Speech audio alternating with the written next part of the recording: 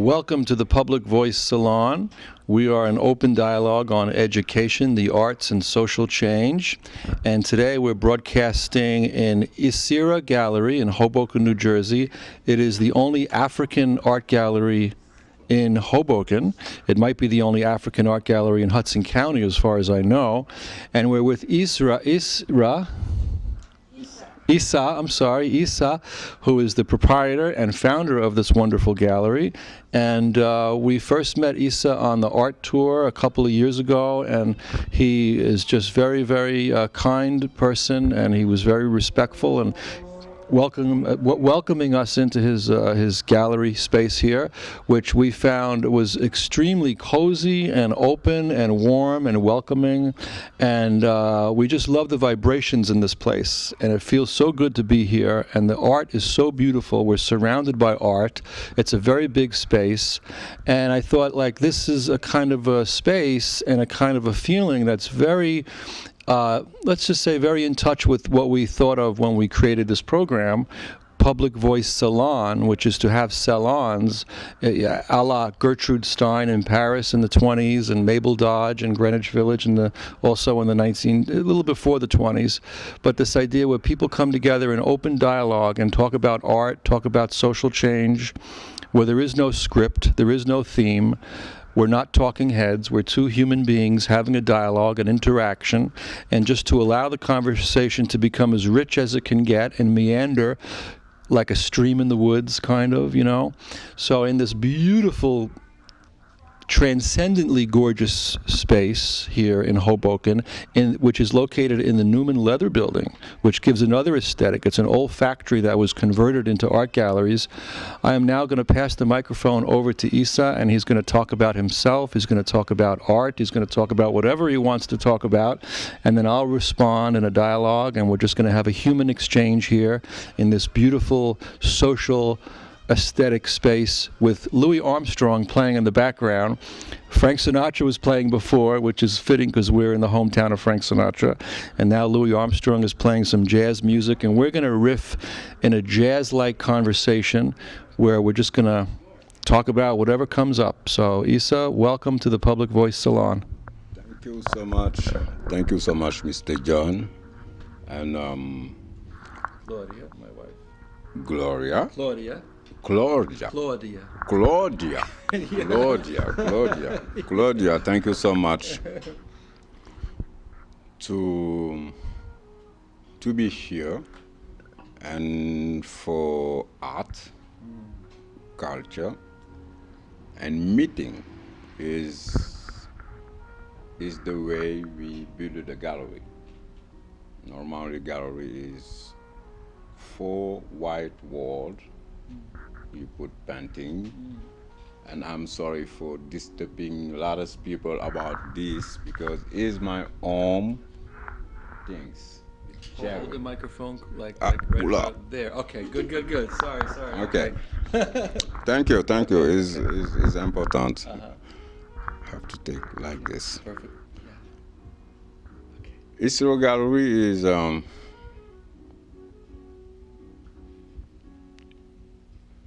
is a living room. You know, it's just a gallery on my way, on living room, like every statuette live together. This is how I grow up in Africa. You live with the cow, with horsey, with the barn, with your uncle, with your neighbors, and everybody support each other. And I say, okay, I have to do the gallery on this way. Put painting together, mask together, and no limit. Nobody going to disturb nobody, you know. And I hope the people can do the same way where they come here. Everybody together. No level, no color, only culture and art. Okay, I want to thank you so much to be here and to give me the opportunity to can talk about why. Thank you so much, Mr. John. And Claudia. Thanks so much. Thank you, Issa. Thank you, Issa. And it is such a privilege and a pleasure and an honor to be with you here, sir, having a dialogue, a discourse, so to speak. Before I came here this morning, I was reading Martin Buber, who's one of my favorite philosophers. He was a German philosopher, and he was a very spiritual man. And he talked a lot about the I and the thou, that the I and thou need to come together instead of the I and the it, where the I and the it is like when you dehumanize the other. But it's only in sacred encounter that we find out who we are and our thoughts and our identity. So I think you and I have a very good chemistry here, building and growing. And I'm just looking around this room and I'm imagining possibilities. I'm imagining social possibilities. One of the quotes I like to say on our show is a quote by Emily Dickinson, who was a great poet, who said that imagination lights the slow fuse of the possible. And also we like to think about social imagination and the idea of people being together with each other in a very calm way. And I like how you said there's no levels. So in other words, there's no hierarchy. One person is not better than the other. I think in a real dialogue, each person speaks their truth, but there's an equality and there's a back and forth, and we show up to grow, to become different, to learn, because we know in our country, in America, there's a lot of racism, there's a lot of terrible things that have happened in the past. We try to grow beyond that now. We have our first black president, Obama, and I noticed you have an artwork over there in dedication to that too. So that's something to really be aware of, even though there are still social problems. We had this past summer with Ferguson and this awareness of police who go a little too far. Even though there has to be order, there has to be some respect on both sides. But art, I think, can also point out social problems and also bring hope and joy to life, that we can have hope for a better future, a better possibility. So I just can't tell you how happy I am to be with you here.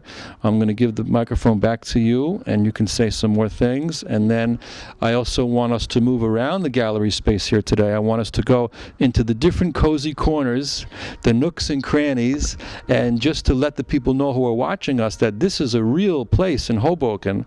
This is like a magical place, and you wouldn't know from the street. It looks like a very routine kind of factory building, right, which kind of adds to the aesthetic. You know, you have this sort of very kind of forbidden, almost like a factory building that used to make a warehouse for leather clothing, and now it's inside, all this magical things that are happening. So thank you for welcoming us into your life today, Issa. And now I'm going to hand the microphone over to you. Thank you, Mr. John. My English is not super no buts. I'm going to try to speak better, and what I hear is wonderful, you know, because I think we start the mondial world ready, because the world is getting crazy, you know.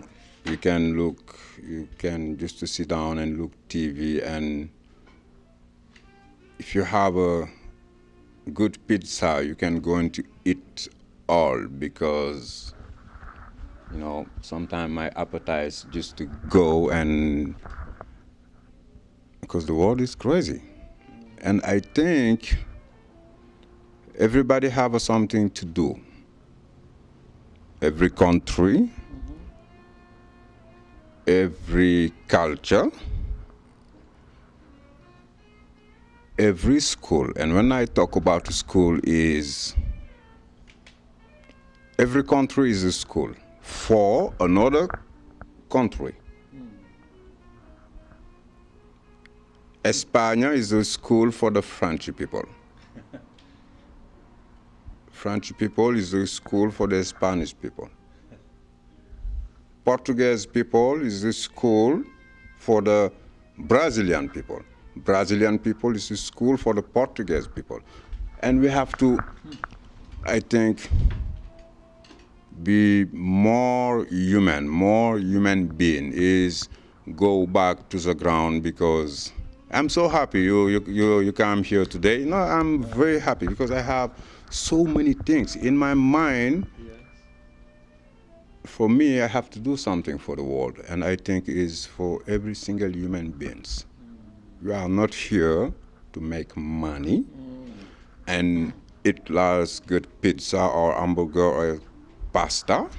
I think this is the for the essence to just to want to be wake up and healthy and to help the world because the world is sick. Is very, very, very sick. Where I'm from is Africa. West Africa, Senegal. And in Senegal you have maybe, I don't know, so many ethnic groups. It's not only one, no 5, more than that. I speak Wolof. I'm a Peul. Peul Laube is my ethnic group. They are nomads. They travel all of the Africa.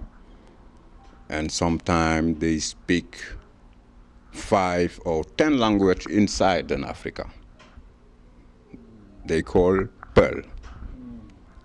In Africa, we have a big trouble with the world because what I used to say, America is a school for Africa. Africa is a school too for America. If you don't understand one language, or when people don't read your own self, because today I start to write English, and I can write in my own language. And this makes me very bad, because if you don't write your language, you don't know yourself. How are you going to share everything you have inside and you with the world? It's not possible. And the world is puzzled. Africa have something for the world, very good. It's a puzzle. What do they know? What, is the roads. And nobody hear nothing about these roads because we have a colonization. It's life, it's perfect, everything is good because today I can understand French people, understand Italiano people, understand American people, understand German people, and all of them can understand me because they teach me themselves. I'm happy. You can speak English and you speak French. Man, what I love is just African people can understand for now, today, every African people is illiterate. When I say illiterate, if you don't write your name with your own language, you are illiterate. And everybody have to understand that to can help their own self. First, teach yourself. Can be America, French, respect yourself. And after you can share yourself better with everybody. Go back to Issyra Gallery.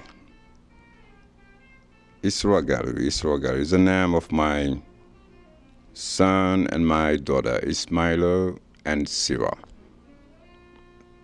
Because the feeling I have here is not the money, is not to sell my art only, is my heart, like my son and my daughter.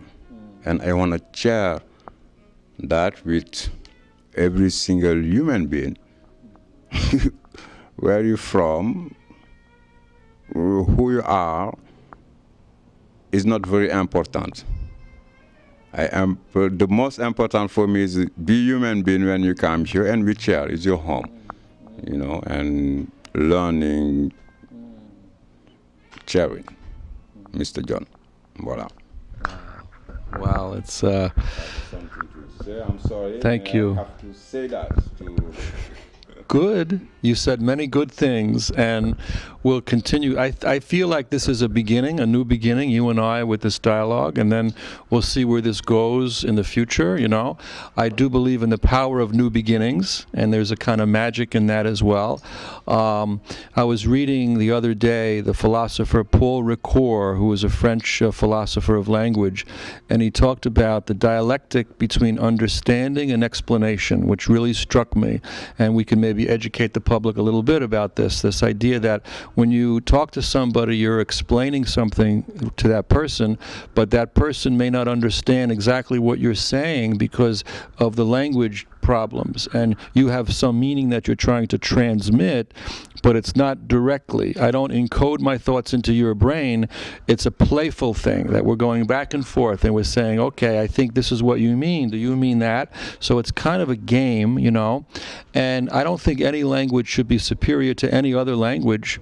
So I apologize to you that my African is not as good as it could be, you know, and you know, we grow up with how we speak, and a lot of language has to do with power. And the English language now, because it's the language of international trade, it happens to have that superiority. It doesn't mean it's better or worse. So we communicate meanings, but we're very interested in our show in exploring the local and the particular and the indigenous. My wife, Claudia, is from Colombia, and she comes from a town called Chia, which is outside of Bogota, which means moon in the indigenous language there. And I think in our society now, we're getting away from that indigenous meaning too much, that we've sort of, like you said, colonized that and tried to put a so-called superior culture on over the people and oppressing the people. So now we have to release that the expression of the people, let them be themselves, let them be in dialogue with all different cultures, like you say. The Western civilization has something to offer, but so does the artworks of Africa and South America and India. But let's be together in a dance. Let's be together in a joyful space. And this is a kind of gallery where I can see all that potentiality is right here. Thank you so much, John. This is, I think, language, color, culture, everything is the same, is one. Is one because it's like onions. Yes. You eat onions in your country, here in America. I eat onions in Senegal. Mm-hmm. Some people eat onions in South America. Mm-hmm. May all of them can cook the onions on different way. Normally, we don't have to fight for that because it's just onion, is accept, respect culture, respect human being, respect nature, is respect yourself because it's who you are, and we have to go back to the beginning. We go so fast and we need a lot of things we don't need. Exactly.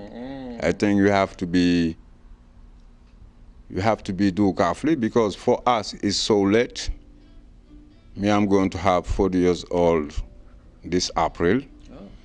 And I think the world is not going to be changed before I'm going to die. Mm-hmm. May I hope for the kids I have today, they can see that, and we have to start. We have to start because it's not only just to us. We're going to human being is a flower, and we have to understand we are like the tree, so many flowers, and every human being is a puzzle, is a balance of the world. Every culture is a balance of the world. If we wrong, don't try to understand the neighbors continent, the neighbors animals, the neighbors tree, the neighbors everything. We have to understand everything is for the balance. It's not just for human being. This world is not just for white or for Japanese or for Indian or for black or for, it's for human being. You know, just simple. Just to be simple. Just to be simple. And I'm so happy to talk about with this and talk about one more time the people who live in Africa. One more time, be yourself, because African man is wonderful, you know. And if you don't understand that, we have to start to learning. I'm from Senegal. I have to start to learning Mali language. Is in Africa. A lot of people live in Africa. Senegal, Mali is right here. You don't speak any language in Africa. You speak one language. Every African people do that, and it's not good. And they go teach French. They go teach English, and they forget their own neighbors just right here. I think he's crazy. Oh my God. A lot of craziness in our world today, and I love it when you said, Issa, that things are going so fast in our society. It's becoming like we're losing touch with our identity, with who we are as people, and our consciousness also is suffering because of that. I do not have an iPhone, and I have no intention of getting an iPhone. I have never sent a text message. I don't want to go that way. I like to journal write. I like to go to cafes, and I like to read a lot. I'm very old-fashioned. I like to have conversations with people face to face. It seems to be like a lot of people have difficulty now with that. They would rather sit down at a table with someone and be on their laptop, and they're losing that connection, that face to face.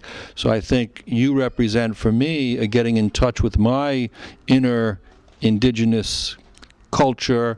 Africa as the birthplace of civilization. Let's also put that out there, that there's been covered up a lot in Western civilization, that Africa has deep roots that go way, way back into our consciousness. But you know, let's get beyond that. Let's go into a world that's based on love and peace and caring and kindness, and it almost sounds utopian.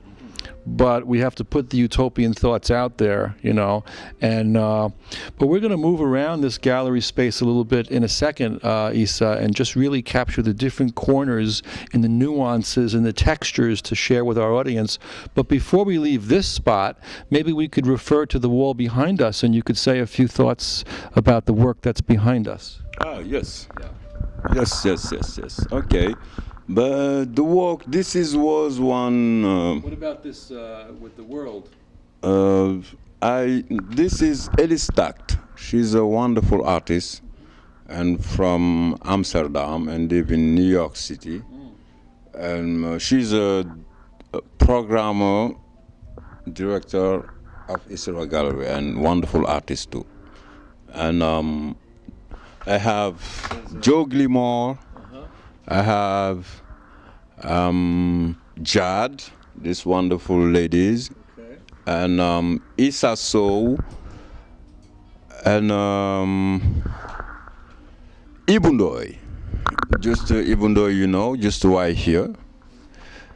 Yes, and this was, the name of this position is Sharing. Ah. You know, just this. I want to say my interpretation now that this African man, he looks angry, or I don't know. Like there's the world is there, is in space, and I'm thinking that a lot of pain has been inflicted upon the African people through slavery, through oppression. Even today, the World Bank, you know, I think is involved with some of that.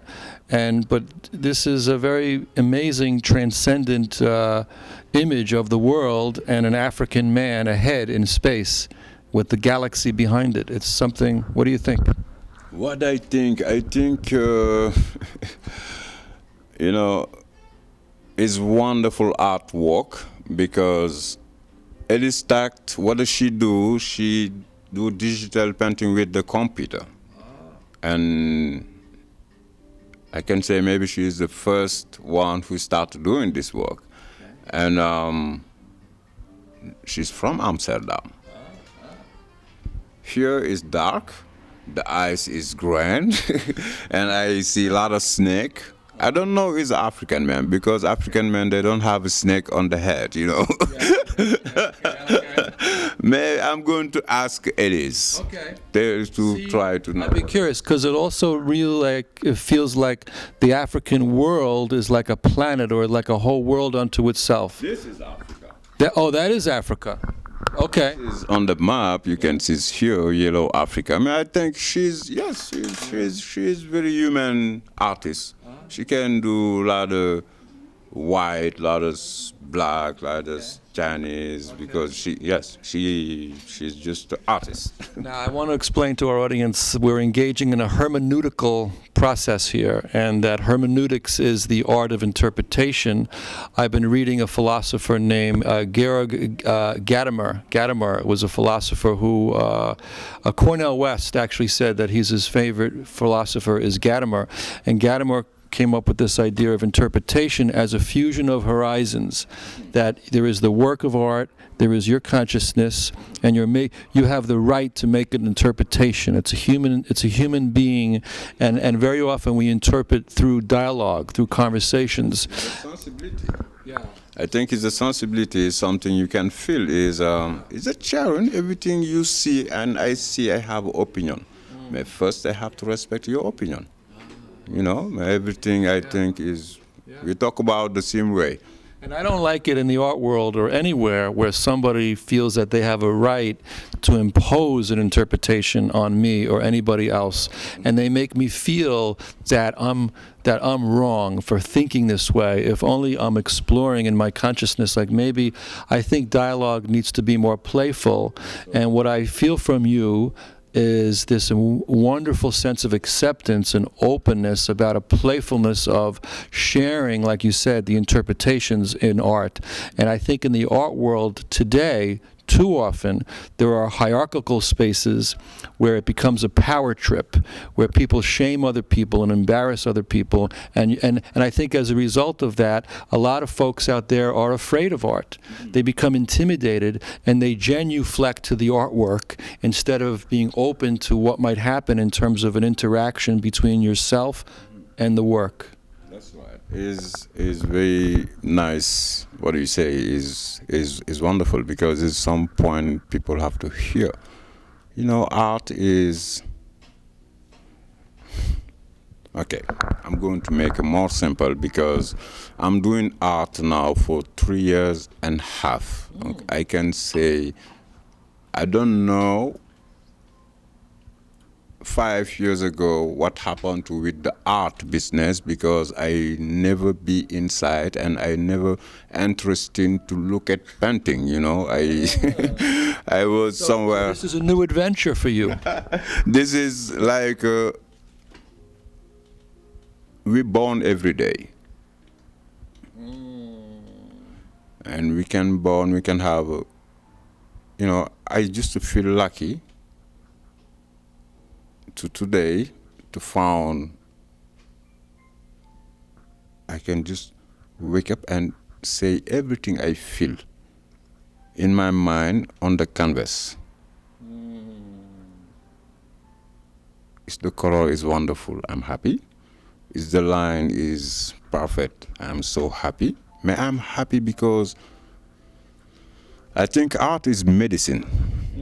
Is a intention is the first things. I don't talk about nice color or nice harmony. Is why you're doing that. It's the beginning. Is believe something you don't see. Like take a, how you say it, cement when you put on the ground to grow up.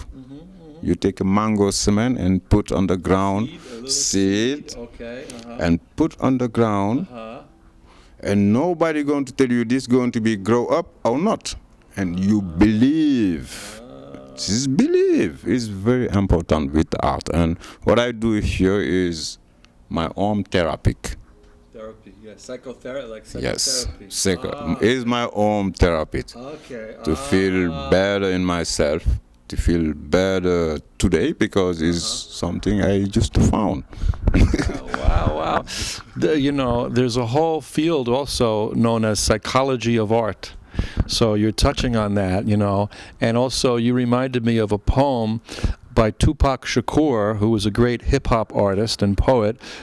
This poem is called The Rose That Grew from Concrete, because he's a man who grew up in housing projects in ghetto areas where he could have easily stayed down and been wind up in jail or in crime, but instead he turned to art and became a wonderful singer and poet and a hip-hop artist. And but this idea that the rose that grew from concrete, from the seed, that art can spring up anywhere. I think also art is all around us. I think the world is aesthetic if we look at it with eyes that are creative. Like Claudia and I took the bus here. We live uptown in Hoboken. We live on 13th Street in Washington. So we got on the bus, and just the ride down, looking out the window of the beautiful public space and Washington Street and the people walking around and the energy on this day in March, which is like pre-spring. It's a chilly day, it's a cloudy day, but you can feel the energy that the buds are about to pop, you know.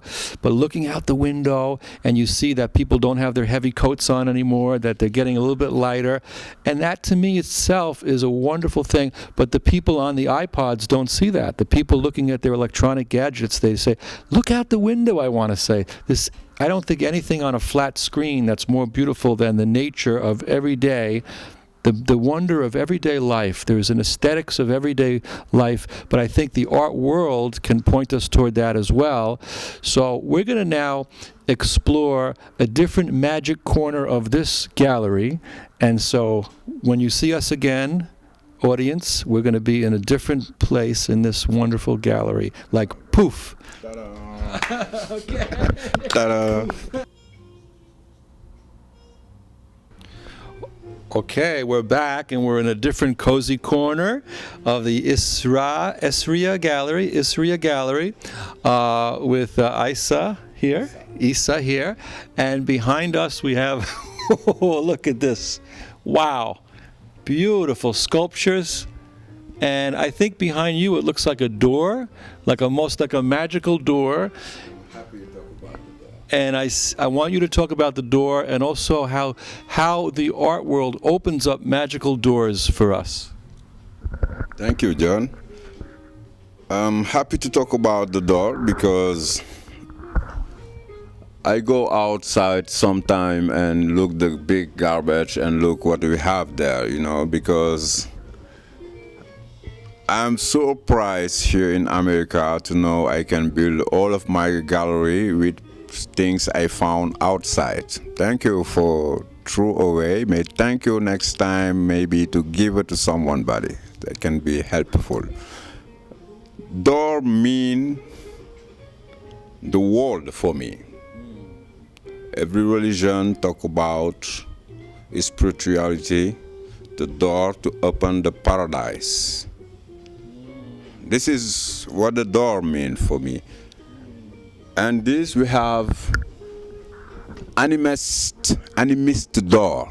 What the African people used to be long time ago is they don't used to believe Jesus Christ, no Muslim Muhammad.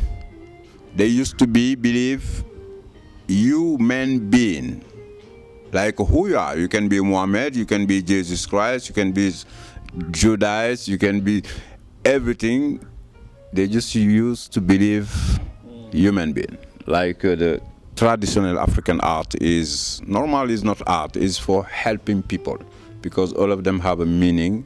Is education is what we miss, we African people today. To miss this education because this was pure, no material. You can see it. They're wearing nothing, you know, just their self, like a human being. And this door is a Jewish door. Jewish door. You have a Jewish door just right here, and the next door over there is the Muslim door. And the next right there is a Christian door. and I put all of the door together. Everything is just a door. What we need is open the door and be safe. We don't have to fight for that. We don't have to. Everything can be one door. I think it's a one door. It's just a one door. It's just a one door because we don't know. If you don't know something, you don't understand, don't fight, don't have a bad opinion, be keys. You can open all of the 4 doors. This is my things with the door. Why I love door. Yes. Well, we hope to open a door with this TV show, an open door to think about how things might be otherwise in a world that's more caring and loving and peaceful. Claudia and I are both Christians, and so we do respect our religion that way. And I like Cornel West a lot. He's a wonderful intellectual who talks about the need to have an ecumenical dialogue that's open to all others, including atheists. Atheists have things to say also, you know. And the existentialist philosopher, for example, Jean-Paul Sartre, who I was reading just the other day, and he talks a lot about the importance of acts, taking action when you act. So we are now taking an action, you and I, by having a dialogue, by shattering the silences, by overcoming our own isolation and apathy and disconnection, by being an encounter. And this encounter wouldn't have been possible if it wasn't for an art world. So I think the fact that there is an art world is also very, very critical to keep that in mind, and that I think the arts ought to be supported more in our country than, for example, in French. They give a lot more money to the arts. They give a lot more funding to the arts. And I think education-wise in schools, the young people need to be taught to be more sensitive to artwork. I try to do that in my teaching process. You know, I teach literature. I teach American literature now at a Boricua College in Washington Heights, and my students are mostly from Latino background, and I have a joy of learning with them and from them and being in dialogue with them. So my teaching practice is also very dialogical. And this is a dialogical TV show, and I'm looking around the room, though. There is such a wonder and beauty of art, and I'm like just overwhelmed with how much what I see when it's just so gorgeous. But I'm also thinking in terms of social possibility. And talk a little bit about some of the parties and social gatherings and some of the transformations maybe that take place, because I feel a transformational energy here. My first book on education is titled Teaching as a Transformative Act. Teaching as a Transformative Act. So I think this is about becoming different, you know. And so talk a little bit about the social aspect of your gallery. Okay. I have to think about one more time what it means socio-accept. For the gallery is just a home for every art. Can be painting, can be poetry, can be music or dancing. Or when you come here, you bring your own soul and your own energy, and this is what we want. You know already, we sharing culture here. Yes. We sharing art. We sharing red wine, tea, coffee, water, and music. Every Saturday and Friday night, this scene is open to the musician, because music, painting is art. And I think it's good. People can go somewhere. The Saturday night is not bar, no restaurant, no somewhere we going to gather high. We're going to meet people, and to be relaxed, to relax, to enjoy the simplicity of things. To remember, if we have a nice night, we have to say thank you for us. Just human being can do a lot of things beautiful, and every Saturday and Friday is that. Sharing rencontre. meet people on the right way. Friday, Saturday. Voilà. So it's okay, me and Claudia can come to this party? You are very welcome. You are VIP now. You are VIP because what I love to have is you can come on the night and cover what happened here, because this is most important than me.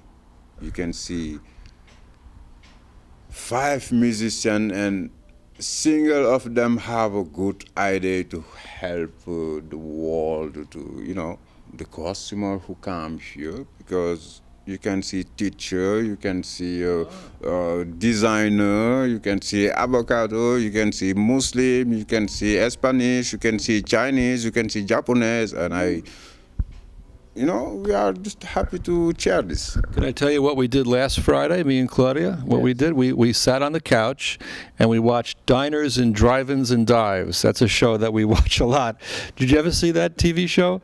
With Guy Fieri, he drives around with his car and he goes into restaurants and the people cook. I don't know, it's kind of a silly show, but it's kind of fun and we like the spirit of him, and even it's kind of like a crazy reality show, but we kind of think that we're doing something like that with this show, but it's, obviously it's a lot less calories because we're not eating, but we are nourishing each other in a way. We're feasting on art, on dialogue, on consciousness, on beauty, and even though we like to watch that show and we like to sit on the couch at night and watch TV and movies, it's also good to be in community and socializing. So one of the goals of our show is to build community, and we feel that there's a community spirit in this place, right, Claudia? Do you feel it? Claudia says yes. She's filming us now. God bless Claudia. If it wasn't for Claudia, we wouldn't be doing this here now.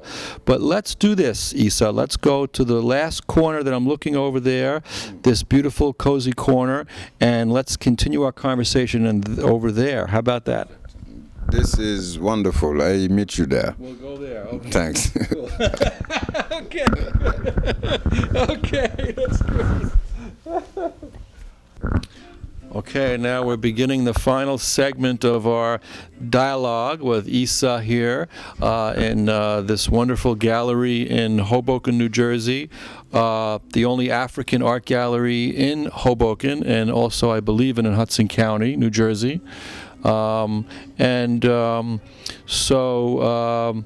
I wanted to remark also that before we came in the door of this Newman Leather building on the ground floor, which is on Observer Highway, I looked across the street at one of my favorite murals, which simply says the word relationships. It says the word relationships, and then it also has a peace sign.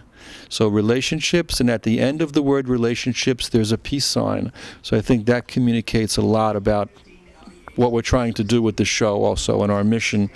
And I noticed that this mask is here, this beautiful mask, and maybe you could talk a little bit about the importance of masks also in African art. In African art, this is mask, is a Punu mask. Punu mask. They're from Central Africa, Gabon. Yes, this one is more decoration, because about mask and statuette, you have old and you have a new. Some people, I'm going to say collector people, a lot of people who make money with mask, they don't want any more new mask, because they say in Africa, you don't have true African art now. This is what they say, because they say the art, the old art, is true. This one is not true. On the one hand, I may be with them. On the other hand, I am not agree with them, because in Africa now they can sell African art normal here. If you are African man like me, to sell African art here in America is not easy. In New York, If you go to New York, you have so many gallery. African art is not for the African people. It can be American people, can be European people. They sell African art because if today I sell my art, nobody believe me because they say African people sell the copy. Because in Africa we don't have any more older things. And I'm not agree with that because it's like a Mercedes. You have the old Mercedes. And every couple of years they bring you one Mercedes. Mercedes, the car Mercedes or Cadillac or Mercedes-Benz. You have new, you have old. But everything is Mercedes. The traditional art used to be the grandparents, and they teach how to do it. They teach why we do it. They teach the intention, and people continue to do it. It's the same work. This is old, is more value. I hope they can do that with the human people. When you're getting old, I think if we make you more value, this is better. It's good for human, man, no for mask or a statuette. Human being old, we have to take care of you and make you value. No the mask and the statute on my way. This is art. Can be old or young. The mentality is the same. Voila. Something I want to say is Well, we like to give you the microphone. We like to give you the public forum to express these ideas, these thoughts, and to keep our own consciousness strong here, you and I, in this dialogue. And as I look around the room and I look and I see a band over there, there's drums, there's this place that music can happen. Behind it, there's an incredible collage-like piece that has like all different canvas. It's beautiful, beautiful colors. It looks like there's eyes and fishes in there and different pathways. I'm seeing like pathways that I think art helps us to find a path. It lights a path in the darkness that we can go forward and have hope. And so we are so blessed and lucky to have found you here today. But we also have to think about the world out there, the greater world where there are problems. And I'm just finishing up a book, one of the best books I ever read about Hollywood. And it's about movies that came out in 1967 that were very forward-thinking. For example, a movie called Guess Who's Coming to Dinner with Sidney Poitier, where he marries a black woman. I mean, it's a black guy who marries a white woman, and it's a very controversial movie that came out. Also, Sidney Poitier was in a movie called In the Heat of the Night, which was about racial relations in the South. And so Hollywood also can make these statements at its best. Many times Hollywood can also be very fluffy and can be, superficial. So we look at art to tell us about social change and problems and how we can find a way forward toward peace. And so on that note, what do you think about that, about the world of social justice and art? the world of social justice and art. Wow. I think I am not, I am a little bit somewhere else about art of this time and the social media, and I think, what do you say, if everybody understand today, the world is going to be peaceful, because social, when you say social, I don't know, this is for the French way. When you say social, the word is good to say. Yes, because social is only say that to help your heart to feel better. And if you do it for the true way, you're going to be lucky to live all of your life happy. Because the first medication of human being is human being. You know, and people have to go back to the beginning to understand why human beings wake up the morning and go walk. It's not just have to be for money, it's for social, it's for fix the world, the balance, to make everybody together. Work and help the world and help yourself. This is social mean for me. It's like art is a sharing, is something you have inside in you. If you don't talk or you don't take a pencil, do it, nobody going to see it. I think it's the pure generosity of social to inside the dark to take the light and show the people. You know, is how I see artwork. No, thank you so much to ask this question. It's wonderful, Mr. John. And let's talk a little bit I know we don't have a lot of time left, but think about the art world of New York City, because we're in the New York City metropolitan area, but we're also living in Hoboken, which is like a smaller community vibe. How do you like living in Hoboken, or do you live in Hoboken, or are you from here? And how do you like having a gallery in Hoboken? And what does the community feel like here? And also in as far as New York City, being close to New York, what are your thoughts about being in the New York City metropolitan area?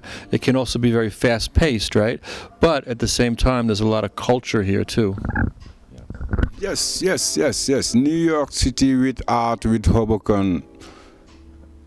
I'm here now for 3 years and a half, and when I came the first time, I was here in Hoboken. Me with my wife, she's from England, grew up in South France, where we met. And we decided to come here because she have a proposition of work. And I closed my business. I used to do security. I used to have business of security. And I closed my business to go to look one living room I have in America, because the world is my home. I have every continent, I have a one living room. Can be bathroom, can be something. It's my world. It's just my world. And when my wife told me that, I say, you know what? I have to go and look this side of my home, because I don't know what they look like. And we go, you know. And it's my balance to come here to understand something I hear every time, and I never see with my eyes. And I'm so lucky, you know, to can come here and meet the world. America for me is the world, because it's the one continent I can come and see every nationality. Is important. People have to talk about that, because here have to be the flower of peace. Why I say that?